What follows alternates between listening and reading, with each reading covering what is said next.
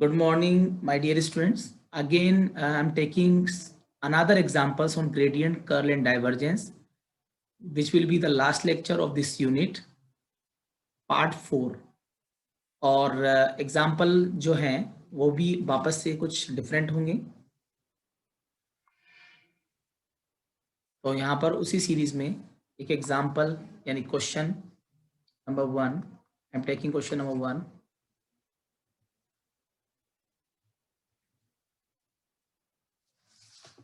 Question जो है, ये जो मैं क्वेश्चन लूंगा ये डाइवर्जेंस पर बेस्ड है, ठीक है। काफी बार रिपीट हुआ है, ये अलग अलग यूनिवर्सिटीज में ये क्वेश्चन आता है।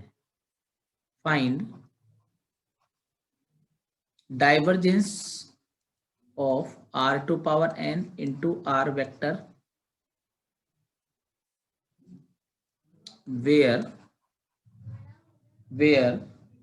r vector is equal to xi yj cap zk cap and r square is equal to x square plus y square plus z square. Further prove that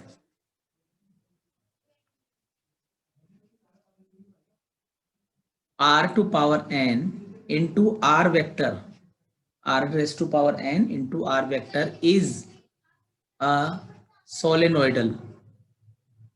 solenoidal हमने पढ़ा हुआ है, इसको मैं वापस रिपीट कर दूंगा, solenoidal, right. This is the question.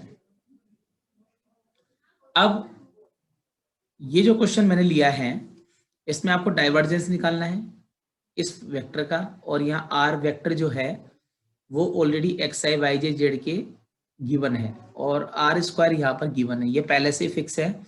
इसको मैंने लास्ट क्लास में भी आप लोगों के साथ में डिस्कस किया था, ठीक है। तो पहले मैं वापस से उसी बेसिक को रिपीट कर देता हूँ, including this condition. We know that R vector जो होता है उसकी वैल्यू फिक्स है। This is a position vector भी होती है कई जगह पर ये, ठीक है ना। यहाँ तो पोजीशन वेक्टर की फॉर्म में ही होगा। अब जब मैं इसका मैग्नीट्यूड निकालता हूँ जिसे हम कहते हैं मापांक, मैग्नीट्यूड यानी coefficient of I, coefficient of J and coefficient of के, इन सबकी जो वैल्यूज हैं इनका स्क्वायर करके ऐड किया है, and this value can be written as R, क्योंकि यहाँ से अब वेक्टर क्वांटिटी नहीं है, आई जे के यहाँ अवेलेबल नहीं है, यहाँ पर ओनली आर बचा हुआ है। ऑन स्क्वायरिंग अगर जब मैं स्क्वायर करता हूँ तो हमें मिलता है X square plus Y square Z square. These condition are given already in this question, ये देखिए यहाँ दिया हुआ है दोनों। अब एक काम और कीजिए, इसको डिफरेंशियल कर लिए with respect to X, with respect to Y and with respect to Z. तो जब हम इसको डिफरेंशियल करते हैं 2r del are by del X, पहले पावर फिर x का ये हो जाएगा 2x। मैं बात इसकी कर रहा हूँ, एंड आर स्क्वायर का 2r फिर del are by del x, R square का डिफरेंशियल हो गया 2r del are by del with respect to x, X square का 2x। तो ये आप 2 से 2 क्या करेंगे कैंसिल, तो ये बचेगा del are by del x, X by R. Similarly यहाँ पर भी होगा y के लिए 2r del are by del Y, y by R, यानी कि यहाँ हो जाएगा 2y, सोल्व करने पर del R Y is equal to Y by R. ये हम कर चुके हैं, लास्ट क्लास में हम सब चीज़ें डिस्कस कर चुके हैं। और इसी तरह से अगर मैं z के लिए करता हूँ तो 2r del are by del z, del are by del z, सामने हो जाएगा 2z, 2 से 2 कैंसिल होगा, तो del are by del z is equal to z by R, z by R. हाँ जी, तो तीनों निकालने के बाद में अब आपको इसका डाइवर्जेंस निकालना है। Divergence of now, divergence of r to power n into are vector, इसको हम कहते हैं डेल डॉट, क्योंकि डाइवर्जेंस वाला डॉट होता है, R to power N into are vector. ठीक है, अब आप इसकी वैल्यू क्या है वो देख लें, i del y by del x plus j del Y plus k del y by del z dot r to power n, r vector की वैल्यू है x i y j and z k cap. ठीक है, पहले आप सारी values इसके अंदर एक एक करके आप रख लीजिए, तो इससे क्या होगा कि आपको थोड़ा सा वापस से वही चीजें रिवाइज हो जाएगी और आपके प्रैक्टिस में क्वेश्चन आ जाएगा।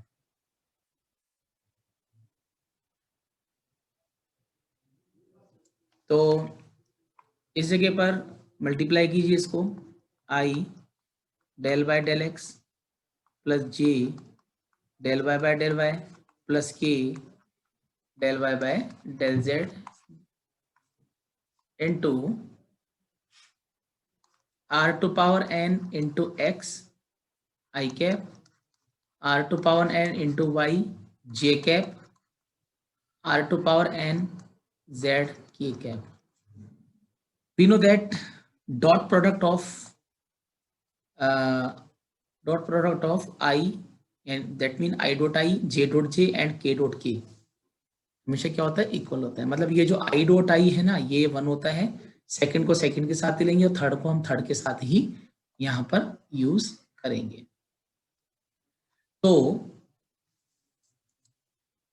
फर्स्ट वाला del by del x r to power N into x, second part है del y by del y r to power N into y, and third part del by del z r to power N into y. तो यहाँ पर u into v से solve करेंगे। First part की बात कर रहा हूँ, I am talking about first part, this one. ठीक है, हम इसकी बात कर रहे हैं। तो सबसे पहले r की पावर n को छोड़ेंगे, del by del x of x plus फिर x को छोड़ते हैं del by del x of r to power n। ये है आपका first part, this is your first part, क्योंकि यहाँ पर पहले इसको छोड़ेंगे फिर x का करेंगे फिर x को छोड़ेंगे इसका करेंगे। आई am talking about second part. अब सेकंड पार्ट की हम बात कर रहे हैं, r टू पावर n को छोड़ते हैं del by del y of y, फिर y को हम छोड़ते हैं del y by del y of r की power n। Similarly for third part r की पावर n को छोड़ेंगे डेल बाई, अच्छा इसमें एक गलती मैंने छोटी सी की है, उसको भी सुधार कर लेते हैं। यहाँ पर z है, राइट, यहाँ पर आपका z होगा, तो del by del z, z का करेंगे, फिर del r to power n को आप छोड़ेंगे, डेल नहीं, r को नहीं छोड़ना है, आपको छोड़ना है y को, सॉरी z को, del by del Z of are to power N. ये तरीका रहेगा, इसको आप वापस चेक कर लीजिए। इसको u इंटू वी से ये दो पार्ट हो जाएगा कंप्लीटली, इसको भी दो पार्ट में डिवाइड करेंगे, आर टू पावर एन को छोड़ा y का, फिर y को छोड़ा इसका, इसमें भी इसको छोड़कर z का, फिर z को छोड़कर इसका आप डिफरेंशियल करेंगे।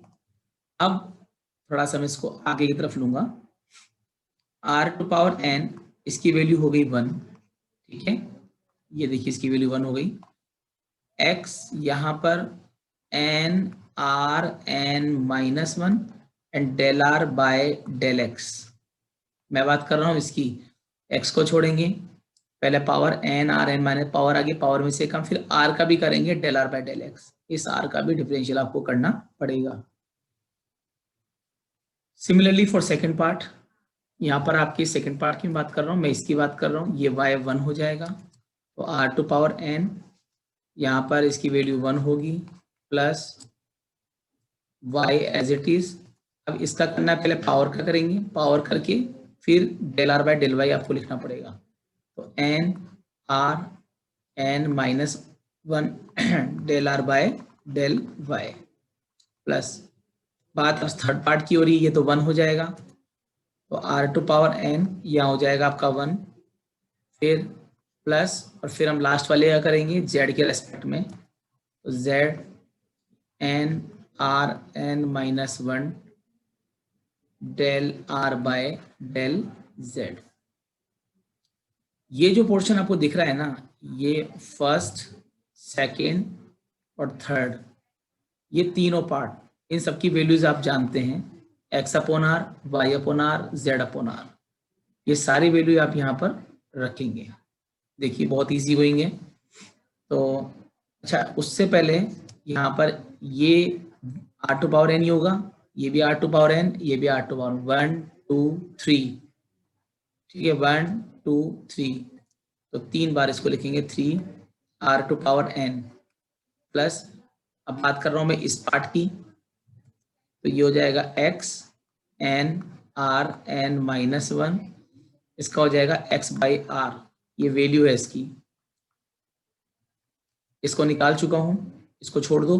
बात इसकी करते हैं, यहां पर y अपॉन आर रखना है, y N R N minus 1, यहाँ हो जाएगा y बाई आर प्लस, इसको भी निकाल चुके हैं, 3 यहाँ पर यूज किया हुआ है, अब यहाँ पर z अपॉन आर रखना पड़ेगा, तो z into N R N minus 1 z by आर। अब सोल्व करने का जो बेस्ट तरीका वो ये है कि इसको तो एज इट इज रहने दीजिए, 3 are to power N as it is रहेगा। इन सब में से ये जितने भी आपकी 3 कंडीशन है 1 2 और 3, इन सब में से कॉमन है एन आर एन माइनस 1, ये कॉमन आ रहा है, यहाँ भी ये कॉमन आ रहा है और यहाँ भी ये कॉमन आ रहा है, ठीक है, बाहर निकाल लीजिए। एन आर एन माइनस 1 अगर कॉमन लेते हैं तो ये दोनों मिलकर एक्स स्क्वायर हो जाएगा, ये वाला पोर्शन, ठीक है, एक्स स्क्वायर बाय आर। इसी तरह से सेकंड वाले में भी क्या होगा, ये दोनों मिलकर वाई स्क्वायर हो जाएगा, Y square by R, last में हो जाएगा आपका जेड स्क्वायर बाय आर, ठीक है। और आर को बिल्कुल बाहर कर दीजिए, 3 are to power N plus N R N minus 1, यहाँ से आर को बाहर करेंगे तो अंदर बचेगा X square plus Y square plus Z square, नीचे से बाहर निकाल दूं। और हम जानते हैं कि आर स्क्वायर की वैल्यू, क्योंकि ऊपर क्वेश्चन में दिया गया था और हमने ये स्टडी कर भी लिया है कि आर स्क्वायर की वैल्यू होती है X square Y square and Z square, R square is equal to X square Y square Z square होता है। तो यहाँ पर आपको आर स्क्वायर रखना है, तो ये हो जाएगा 3 are to power N plus N r to power n minus 1 upon r, और ये हो गया आपका आर स्क्वायर से ये मतलब कैंसिल होगा, तो 3 are to power N plus N r to power N. ये जो मैंने लिखा है डायरेक्टली इस चीज को देखो कि ये आर की पावर 1 बचेगी 1, इन दोनों की पावर को ऐड करोगे 1 से 1 कैंसिल हो जाएगा, इस तरह से जैसे आर की power n minus 1 into r की पावर 1, तो ये एन रह जाएगा क्योंकि ये 1 दोनों कैंसिल हो जाएंगे, ऐड करेंगे तो पावर को इस जगह पर, तो हम इसको क्या कर देते हैं, क्लियर कर देते हैं। अब इन दोनों में से कुल मिलाकर आपने क्या निकाला, आपने डाइवर्जेंस, हाँ जी, आपने क्या फाइंड आउट किया है, आपने निकाला है divergence of are to power N into are vector is equal to, common ले लेंगे इसमें 3, सॉरी कॉमन लेंगे r to power n, r to power n 3 plus n, this is your first answer. तो पहला क्वेश्चन आपका यही है, first question आपका यही है कि डाइवर्जेंस ऑफ आर की वैल्यू क्या होगी, तो ये मैंने निकाल लिया है। लेकिन क्वेश्चन में ये पूछ रहा है कि ऐसा होता है तो प्रूफ करना है कि ये अगर सोलेनोइडल है तो n की वैल्यू -3 होगी। आप क्वेश्चन को दोबारा से एक बार देखिए, ज्यादा समझ में आएगा आपको। देखिए फर्दर, इसकी वैल्यू तो निकाल ली मैंने, further proof that r to power n is a solenoidal. मैंने पूरा क्वेश्चन यहाँ पर यानी कि प्रूव दैट अगर सोलेनोइडल है, क्वेश्चन मैंने पूरा नहीं लिखा है, if n is equal to -3, question पूरा नहीं लिखा था मैंने, गलती कर दी है। Further prove that r to power n is a solenoidal if n is equal to -3।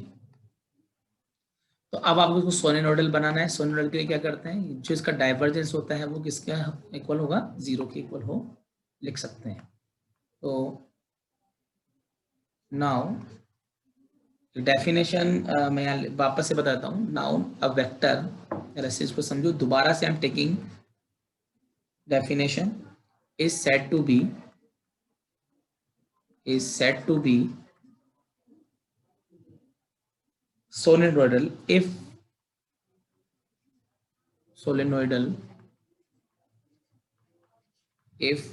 its divergence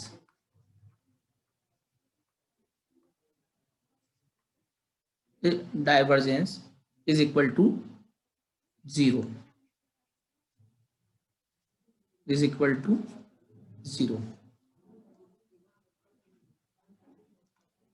ठीक है। तो इसका मतलब यहाँ पर क्या है, इसका मतलब ये है कि सिंपल वर्क में कि जो डाइवर्जेंस आपने निकाला है r⁴n r वेक्टर, उसको आपको 0 के इक्वल करना पड़ेगा। तो इसकी वैल्यू क्या रखेंगे, इसकी वैल्यू है r⁴n 3 + n, क्योंकि हमें n की वैल्यू फाइंड आउट करनी है। अब बिल्कुल क्लियरली जो कॉन्सेप्ट में समझ में आता है कि ये 0 कब होगा, ये 0 जब होगा जब या तो ये टर्म 0 हो या फिर ये टर्म 0, n दोनों में है। तो हम सपोज कर लेते हैं कि r की पावर जो n है, r की पावर n को तो नॉट इक्वल टू 0 किया। अगर ये नॉट इक्वल टू 0 किया है तो 3 + n क्या होगा, 0 के इक्वल होगा। तो n की वैल्यू यहां से निकलेगी -3 -3, यहां से अपन निकालेंगे, where r⁴n is not equal to 0। ये कंडीशन लगा सकते हैं। तो ये तरीका है, मतलब इस तरह के क्वेश्चंस करने में। तो पहले आपने प्रूफ किया डाइवर्जेंस के लिए हमेशा डॉट प्रोडक्ट जो होता है वो 0 के इक्वल होता है। इसको डाइवर्जेंस का मतलब क्या होगा, डेल डॉट होता है, या डाइवर्जेंस का मतलब है, मतलब डाइवर्जेंस यहाँ पर इसका 0 के इक्वल आप करेंगे।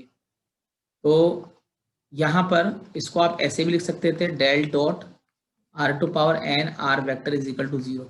आई एम यूजिंग डॉट प्रोडक्ट, ये भी हम लगा सकते हैं यहाँ पर, हालांकि इसको समझाने की जरूरत नहीं है, आप लोगों को पता है। तो इस तरह से क्वेश्चन अपन कर सकते हैं।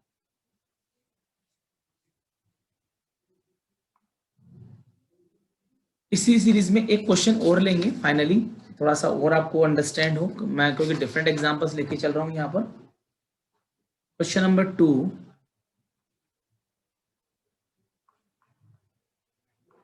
prove that del r del 1/r³ is equal to 3r⁻⁻4। हाँ जी, ये क्वेश्चन है। इस जगह पर वही टेक्निक आपको लोगों को लगानी है। मैं वापस से इसको रिपीट कर रहा हूँ, एक बार देखते जाएं। सॉल्यूशन ज़्यादा डिफिकल्ट नहीं है, सिर्फ आपको बेसिक समझना है। लेट, क्योंकि यहाँ आर की बात कर रहे हैं, आर वेक्टर जो होता है उसकी वैल्यू आपको पता है कि xi yj,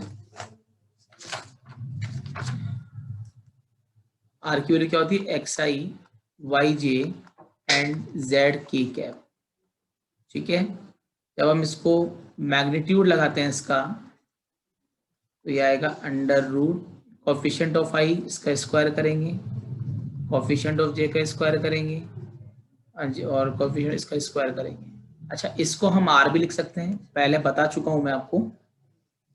अच्छा, इसको ये भी लिख सकते हैं, r² is equal to x² + y² + z²। ये सब अभी पिछले क्वेश्चन में आपने लिया है। ऑल्सो डेल आर, इसके अलावा जो पीछे एक कंडीशन आपने और पढ़ी थी, क्या था वो, del r by del x, x by r, del r by del y, y/r, and del r by del z is equal to z/r। ठीक है, तो ये हमारे पास में 3 कंडीशंस मतलब दी हुई है। अब आप क्वेश्चन को सोल्व करेंगे, यहाँ पर ये तीनों कंडीशन आपके यहाँ पर काम आ सकती है, इसलिए मैंने पहले से इनको लेके चला हूँ, क्योंकि इस तरह के क्वेश्चंस में ये ऐसा करना होता है। तो अब पहले एक एक करके वैल्यू को हम सोल्व करेंगे।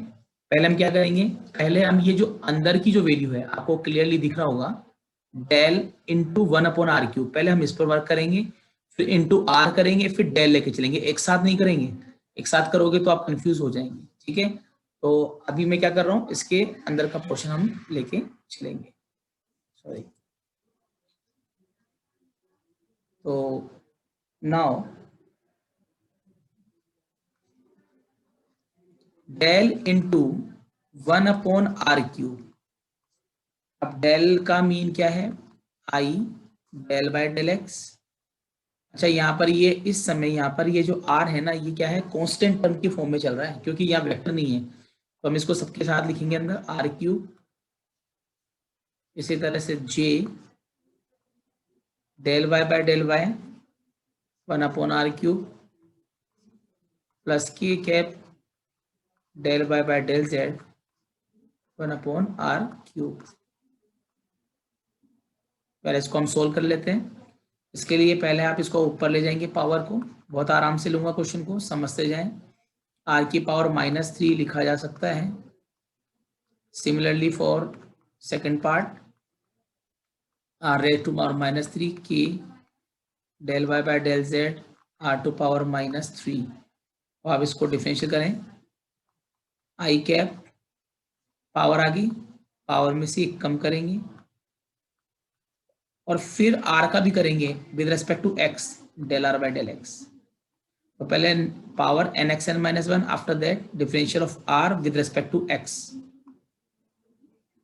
जे के लिए भी यही ऐसा ही करेंगे, -3 r⁻³ -1, यह हो जाएगा del are by del y. For last part -3 r -3 - 1 and del are by del z. आपको इसकी value del are by del x, del are by del x, del are by del y और del are by del z, इसकी value यहाँ पर x/r है, यहाँ पर y/r है, and similarly for del are by del z already given है। तो ज़्यादा कुछ इसमें सोचने वाली बात नहीं है।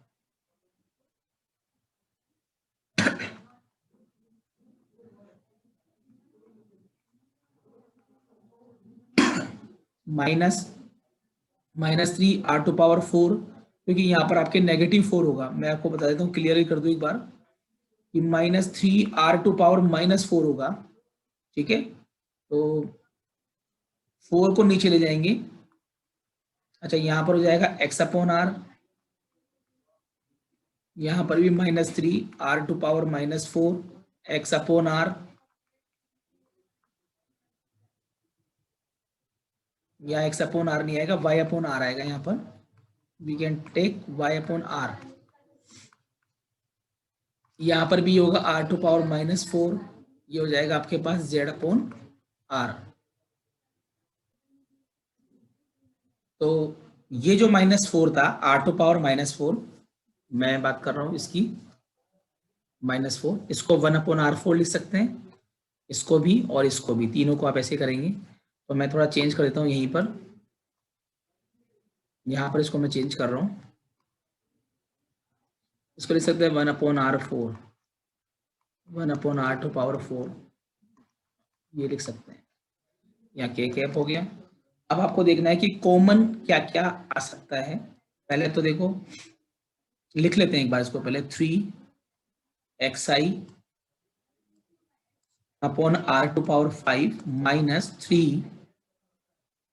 -3yj, नीचे r5 हो जाएगा। ऐसे ही लास्ट वाले पोर्शन के लिए -3z के कैप अपॉन r⁵,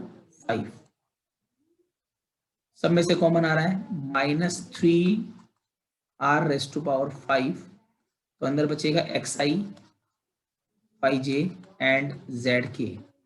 अब इससे मैंने अंदर वाला पोर्शन सोल्व किया है। अब आपका जो क्वेश्चन है वो कंप्लीटली ले लेते हैं एक साथ में।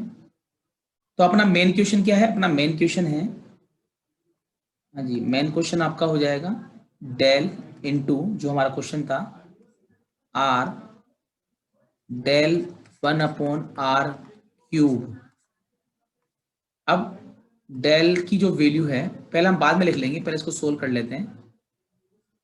आर एज इट इज, और इसकी वैल्यू निकाली थी -3/r⁵ आर वेक्टर। मैंने इसकी वैल्यू एज इट इज यहाँ रखी है और आर साथ में चल रहा है। अच्छा, आर से आर क्या होगा? कैंसिल हो जाएगा, इसको आप कैंसिल कर दीजिए। ये आपका मेन क्वेश्चन है। तो क्या फाइनली -3 को तो आप बिल्कुल आउट करें, -3 का यहाँ पर कोई रोल नहीं है। डेल अंदर हमारे पास में जो टर्म बचेगी वो है आर वेक्टर अपॉन r⁴। तो आर की वैल्यू आपको रखनी पड़ेगी -3। ये जो डेल आ रहा है मैं इसकी बात कर रहा हूँ जो कि ग्रेडियंट का काम करती है। यहाँ पर इसको ले सकते हैं i del by del x plus j del y by del Y plus k del y by del z. ठीक है, तो इसका मतलब कि यहाँ डॉट डेल, इसका मतलब डॉट होगा। वेक्टर आ रहा है ना, वेक्टर में देखो मैं बताता हूँ आपको, ऊपर आ गया xi y j z के, इसलिए डॉट में आएगा। ये एक तरीके से डाइवर्जेंस के फॉर्म में लिखा जाएगा, r⁴ लिख सकते हैं क्योंकि r की वैल्यू यही है। अब इसको सेपरेट करें पहले एक एक करके, इसको बाद में हम डॉट प्रोडक्ट लगाएंगे, del by del x plus j del y by del Y plus k del y by del z. ठीक है, यहाँ पर आप इसको लिख सकते हैं dot x/r⁴ i cap y/r⁴ j cap z/r⁴ k cap. Dot product में आई डॉट आई वन होता है, फर्स्ट को फर्स्ट से, सेकंड को सेकंड से, थर्ड को थर्ड से हम सोल्व करेंगे। तो del by del x x/r⁴ del y by del y y/r⁴ del y by del z z/r⁴। क्योंकि यहाँ पर आई डॉट आई पहले भी बताया था, अभी बता रहा हूँ, I dot I J dot J and के डॉट के आर इक्वल टू 1। ठीक है, अब यहाँ पर इसको आप इक्वेशन अभी तक आपने दी नहीं है, शायद नहीं भी, देख लेते हैं एक बार। हाँ, इक्वेशन 1 कर दीजिए प्लीज इसको, ये इक्वेशन नंबर 1 देते हैं, फिर इसको आपको सेपरेटली सोल्व करेंगे पहले। नाउ फर्स्ट पार्ट को सोल्व करेंगे, सिमिलरली कर लेंगे फिर। अगर del by del x of x⁴ हमें इसको सोल्व करना है।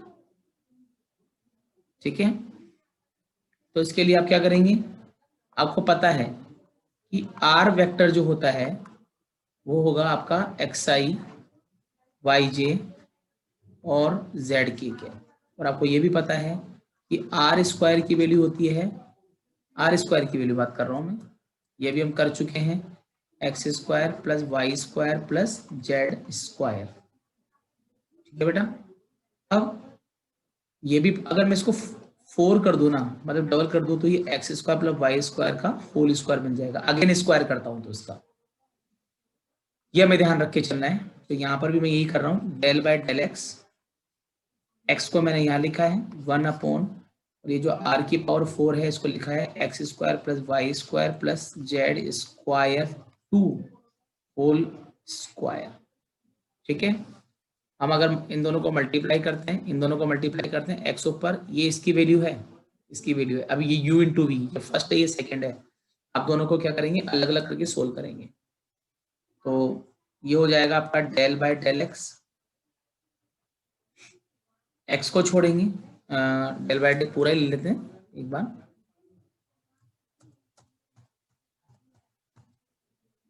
एक्स को छोड़ेंगे, del y by del x, अच्छा पावर को ऊपर ले जाइए, x² plus y² plus z² to power -2 plus फिर x square plus Y square plus Z square -2, और फिर आपको करना है एक्स के लिए इसको डिफरेंशियल u इंटू वी। ठीक है, u इंटू वी, यानी फर्स्ट को छोड़ेंगे सेकंड का करेंगे, सेकंड को छोड़ेंगे फर्स्ट का करेंगे।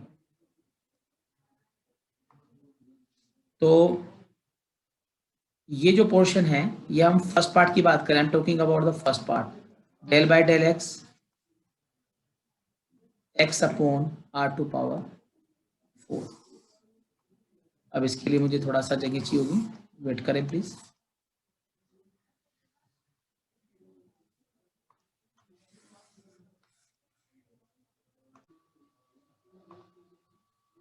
इसको अब हमें सोल्व करना है।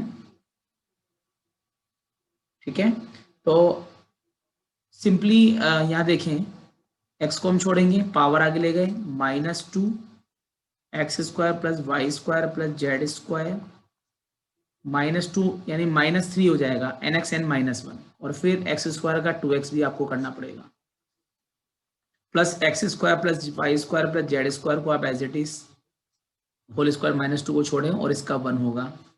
सिंपल वर्क किया है मैंने, ज़्यादा कुछ नहीं करा। पावर आ गई, पावर में से एक कम, अब 1 करो माइनस करोगे तो -3 हो जाएगा, और यहाँ पर आपका फिर अंदर वाला पोर्शन, क्योंकि x के लिए कर रहे हो, y और z 0 होगा, एक्स स्क्वायर का यहाँ पर 2x हो जाएगा। तो कुल मिला के अगर मैं इनको मल्टीप्लाई करता हूँ तो -4x² और 4x² x² plus y² plus z² to power -3 plus x² plus y² plus z² -2। Power को आप डिवाइड में ले जाएं इजी करने के लिए, -4x² x² plus y² x² plus y² plus z² to power minus की जगह प्लस का हो जाएगा +3 plus 1/x² plus y² plus z² to power 2। तो हम इसका एलसीएम लेते हैं, x² plus y² plus z² to power 3, तो हमारे पास बचेगा -4x² प्लस इससे कैंसिल होगा तो ये बचेगा अपने पास में, क्योंकि यहाँ पावर 2 है, आप अगर देखें तो यहाँ पर पावर 2 है, यहाँ पावर 3 है, तो ये बचेगा x² plus y² plus z²। तो फाइनली हमें मिलेगा डेल बाय डेल एक्स, बाकी सिमिलरली करके सोल्व कर लेंगे। हाँ जी, अच्छा x² या 4 है या x है, तो कितना बचेगा -3x², यानी x में चेंजेस हो रहे हैं क्योंकि x के रेस्पेक्ट में कर रहे हैं, बाकी y² और z² एज इट इज रहेगा, इसकी पावर क्यूब चल रही है। सिमिलरली अब इसको वैसे ही हम जो आपने यहाँ कंडीशन लगाई है उसी तरह से हम इसको आगे बढ़ाएंगे। Similarly del x del by del x, not sorry del by del y ले रहे हैं हम, डेल एक्स नहीं ले रहे हैं, डेल वाई सिमिलरली कर रहे हैं। सिर्फ एक काम कीजिए, क्वेश्चन में यहाँ पर आपके 3 माइनस में है, बाकी सब प्लस है, y में क्या होगा, y में आ जाएगा ये -3, सेम आपको लेके चलना है। ठीक है, तो डेल एक्स अपॉन नहीं y/r², हम इसको विदाउट सोल्विंग लिख सकते हैं x² -3y² plus z² by x² y² z² to power cube, और इसी तरह से आप लिख सकते हैं z के लिए del y by del z/r², x² y², z में माइनस आएगा 3z² upon x² plus y² plus z² to power 3। तो 3 टर्म्स हमारे पास में है, एक तो ये वाली टर्म है, सॉरी एक तो आपके पास ये वाली टर्म है, एक ये टर्म है और एक ये टर्म है। तीनों टर्म्स को कहाँ रखना है, तीनों टर्म्स को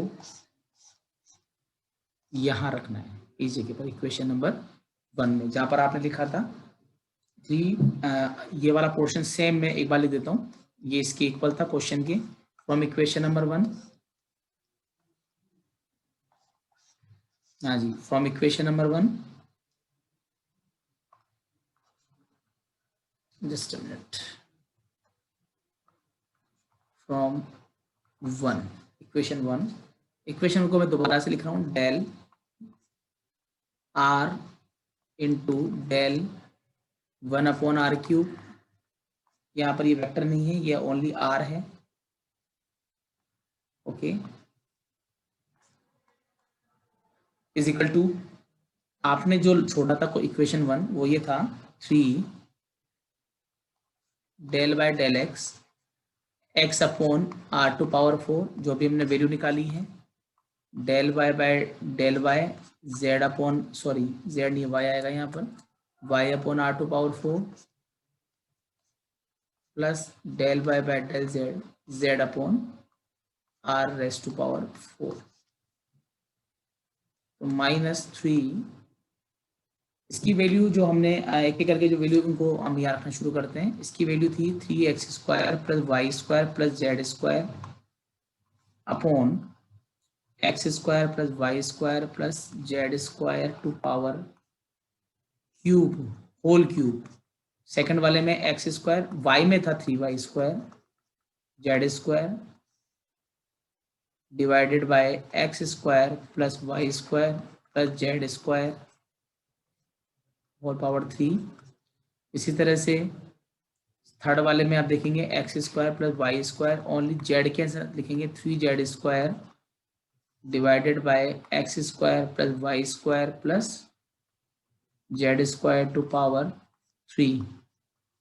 हम इसका क्या लेंगे, कॉमन ले लीजिए चाहे इसमें से, या एलसीएम लेंगे, तो बचेगा हमारे पास में x² + y² + z² cube whole cube. तो ऊपर वाली टर्म्स एज इट इज, मैं इनको ले लेता हूँ एक बार, आपके लिए इजी रहेगा, दिस वन बीच में प्लस आएगा, हाँ जी, इनके बीच में आप प्लस लगा दीजिए, प्लस लगाने के बाद में आप पहले x पर वर्क कीजिए, है ना, x पर देखें तो यहाँ पर 3x² है, यहाँ x² है, यहाँ x² है, मतलब सिंपल है कि यहाँ पर x² एंड x² 2x², वैसे इसको माइनस करोगे तो -x², ऐसे y को भी लेंगे और z को भी लेंगे, तो -x² -y² -z² sorry divided by x² + y² + z² to power cube. अब यहाँ से माइनस को कॉमन लेंगे तो बाहर प्लस हो जाएगा, +3, और अंदर बचेगा x² + y² + z², और नीचे है x² + y² + z² क्यूब, काटोगे तो स्क्वायर बच जाएगा, तो यहाँ पर होगा हमारे पास में 3 1/x² + y² + z² whole square, और आपको पता होना चाहिए कि r² की वैल्यू होती है x² y² z², अगर मैं इसका होल स्क्वायर कर दूं x² y² z² तो स्क्वायर हो जाएगा, तो यहाँ पर हम इसको लिख सकते हैं r² नहीं r4 स्क्वायर, तो वो r4 आएगा यहाँ पर r4, तो कुल मिला के हमारे पास बचेगा 3r⁴। यही आपके जो क्वेश्चन था उसका सॉल्यूशन है, ठीक है। अब मैं आपको क्या, मतलब इस तरह से आप कर सकते हैं, अब आपको मैं कुछ असाइनमेंट दूंगा जो कि आप देख सकते हैं और उनको इसकी हेल्प से आसानी से कर